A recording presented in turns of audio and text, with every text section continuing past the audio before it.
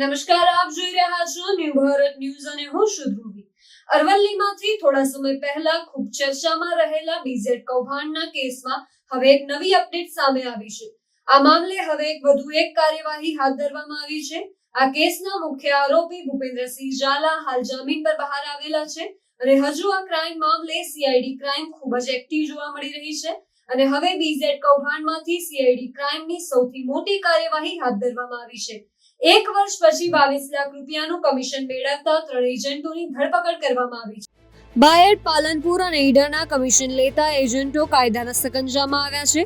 પકડાયેલા આરોપીઓમાં અરવલ્લીના બાયડના ધર્મેન્દ્ર જયસ્વાલ, પાલનપુરના પ્રકાશ વેણ અને ઈડરના ભગવાન વૈરાગીનો સમાવેશ કરવામાં આવ્યો છે. સીઆઈડી દ્વારા તપાસના ધમધમાટમાં મોડાસાના કેટલાક એજન્ટો રડારમાં આવે તેવી શક્યતા છે. બીઝેડ કૌભાંડનું નેટવર્ક રાજ્યના જુદા જુદા જિલ્લાઓમાં ફેલાયેલું છે.